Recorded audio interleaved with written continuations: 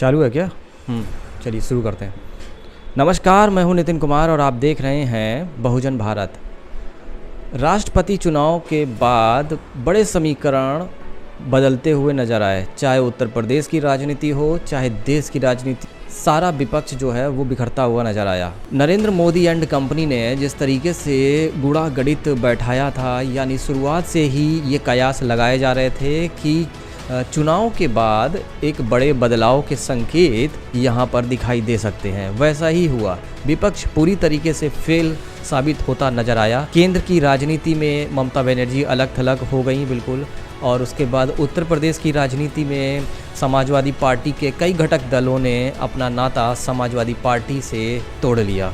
वहीं साथ में ओम प्रकाश राजभर की बात करी जाए तो ओम प्रकाश राजभर, शिवपाल और कई अन्य दल जो समाजवादी पार्टी के साथ 2022 का जिन्होंने चुनाव लड़ा था वो सब अलग हो गए। केंद्र की राजनीति किस तरीके से यहाँ प्रभावित हो रही है? कांग्रेस मुक्त भारत बनाने का जो सपना बीजेपी कई सालों से जो देख रही है, क्या वो कामयाब होगा? और द्रौपदी मुर्मू के राष्ट्रपति बनने के बाद किस तरीके से विपक्ष का बिखराव हुआ, विपक्ष एकजुटता उनमें नज़र नहीं आई। अब सवाल यही है कि उत्तर प्रदेश की जो राजनीति रहेगी उसमें जो मुख्य विपक्षी पार्टी है समाजवादी पार्टी का क्या भविष्य रहेगा।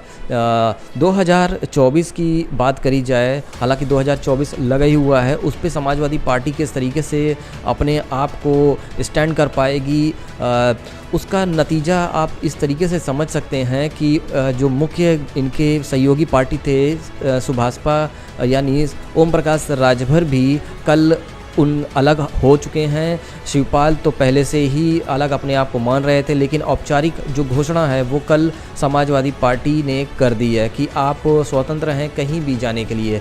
अब सवाल ये है कि क्या अखिलेश यादव ने जो गठबंधन किए थे वो क्या गलत थे? अखिलेश यादव 2017 में भी उन्होंने गठबंधन किया, 2019 में भी गठबंधन किया, तो वो हर तरीके से फेल साबित होते चले आ रहे हैं। लेकिन अभी तक ना तो कोई बड़े बदलाव समाजवादी पार्टी ने किए हैं, सिर्फ और सिर्फ विंग्स के राष्ट्रीय अध्यक्षों को अलग थलग कर दिया गया है, हटा दिया गया है। उसके बाद कोई बहुत बड़ी एक कहें कि बदलाव की स्थिति समाजवादी पार्टी लाने जा रही है, ऐसा नहीं कह हो सकता।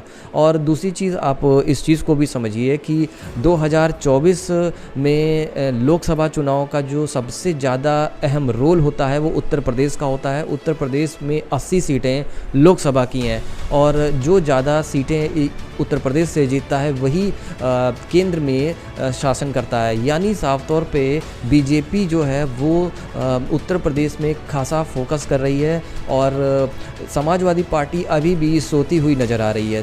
बीजेपी ने पूर्ण रूप से तैयारी चालू कर दी है। अभी अन्य जो दल हैं, चाहे कांग्रेस हो, बसपा हो, चाहे समाजवादी पार्टी हो, वो अभी तक नींद से जागी नहीं है। लेकिन एक बात तो बिल्कुल तय है कि बीजेपी के जो चुनावी एजेंडे होते हैं उसमें विपक्ष पूर्ण रूप से फंसती है और वो कुछ बोल भी नहीं सकती है। जिस तरीके से द्रौपदी मुर्मू का जो चयन बीजेपी ने किया, फिर उसके बाद क्योंकि द्रौपदी मुर्मू एक आदिवासी समाज से आती हैं, इसको लेकर यही कयास लगाए जा रहे थे कि अगर विपक्ष विरोध करता है तो वो साफ तौर पे आदिवासी समाज का विरोध। इस चीज़ को भी समझिए कि एक द्रौपदी मुर्मू का राष्ट्रपति बनना, विपक्ष का बिखराव होना, ये सब एक तय माना जा रहा था। और केंद्र में भी बिखराव हुआ, उत्तर प्रदेश में भी बिखराव हुआ, जिसका पूरा फ़ायदा बीजेपी उठाएगी 2024 में। अब 2024 में किस तरीके से विपक्ष एकजुट होकर चुनाव लड़ेगा वो तो दिखाई नहीं दे रहा है। फ़िलहाल आज के लिए इतना ही। नमस्कार।